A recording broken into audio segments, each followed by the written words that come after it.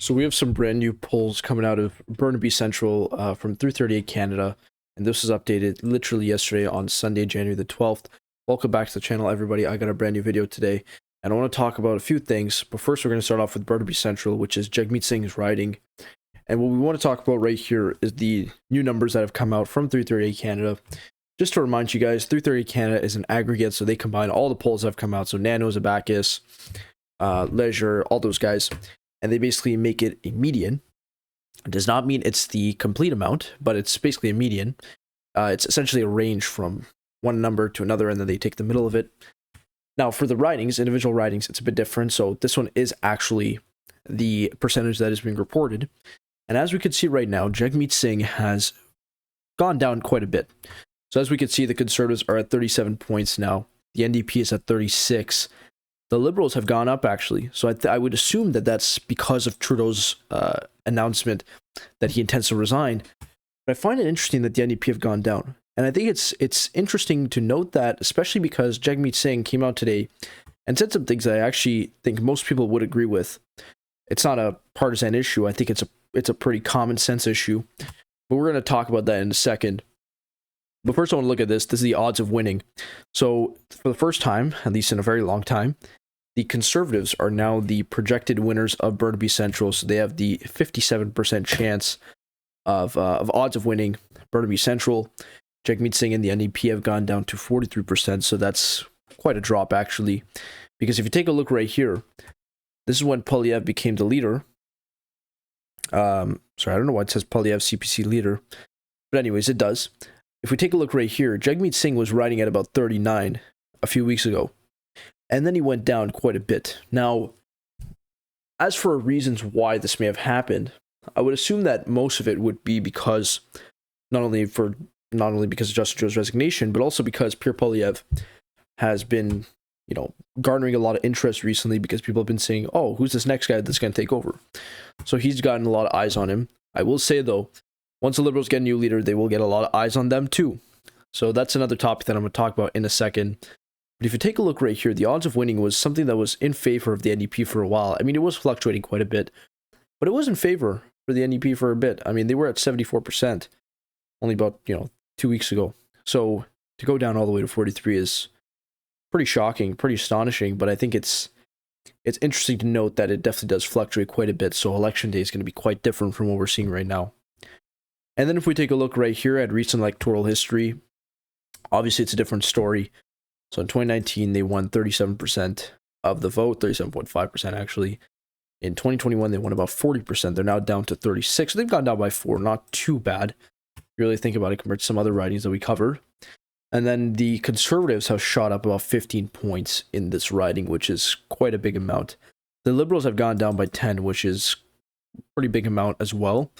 So definitely not a negligible amount. So we do have to keep that in mind. I do think the Liberals will keep going up. Because if you take a look right here, they have gone up quite a bit since Trudeau's announcement. Well, I mean, not directly right here. Actually, yeah. So because it was on the 6th, so yeah, there was quite an impact here. They went from about 20, but they're 21, but it's on the verge of 22. So again, definitely worth looking at.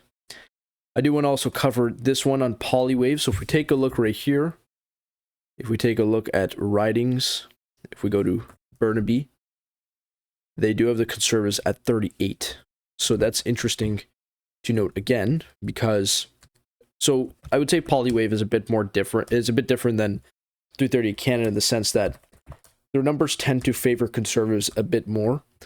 So the 38% obviously is not set in stone, but as we can see right here, they have Conservatives at 37. They have the NDP at 34 here at Poilievre, so they have the Conservatives up by 1, than where they had at 338 Canada, and then NDP down by 2. So again, we still have the same idea, which is that the NDP has not been doing well in this riding. They've been only going down since Justin Trudeau's resignation. The Liberals have been climbing up steadily. So it's been quite a different situation from what we had about 2 weeks ago, 3 weeks ago. And then obviously we had the fluctuations in the last few months. So that's also something that plays into this whole equation. I want to talk about this really quickly though. So Jagmeet Singh, he did say something that I do agree with, actually, on him, on his point. He's the title of this article is Singh calls on Canada to stop critical mineral exports to U.S. amid Trump tariff threat. So NDP leader Jagmeet Singh says the only way to deal with bully U.S. President-elect Donald Trump's looming tariff threat is to make him feel the pain of Canada's retaliatory measures. So he specifically called on Canada to restrict exports of critical minerals to the United States. That's a good point. I do think that's a good point. And I think the main thing, the main message that we're getting from here, and I will call out both other leaders, Justin Trudeau has not put any concrete plans as to what he will do to respond to the tariffs. He has not. That's simply the truth. Pierre Poilievre has simply also not done anything like that of that sort, where he's established a clear plan as to what he's going to do to deal with the tariffs. Because the truth is, and we could debate about this all day, but I think the truth is, most of us know that Pierre Poilievre will be the Prime Minister sometime in 2025. Donald Trump will be inaugurated literally next week in 7 days. So what is Pierre Poilievre going to do when Donald Trump imposes 25% tariffs? Keep in mind, Danielle Smith just visited Trump at Mar-a-Lago, and she said that Trump essentially, sort of implied that he would keep the tariffs.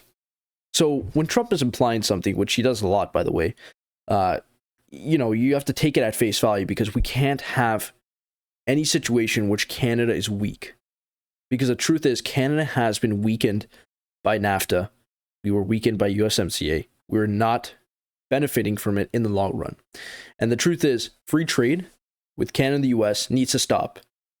I don't know if it's just me that's saying that, but I think most of us can agree that while we did see immediate benefits, immediate rewards being reaped on both sides, in the long run, this is the situation that we get in, where we have a president who's now threatening 25% tariffs, which is essentially going to destroy our economy. Let's face it, guys.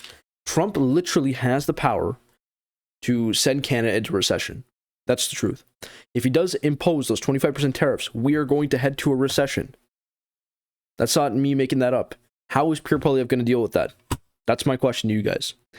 Now, I want to talk about this really quickly. So The Guardian made a piece on Pierre Poilievre.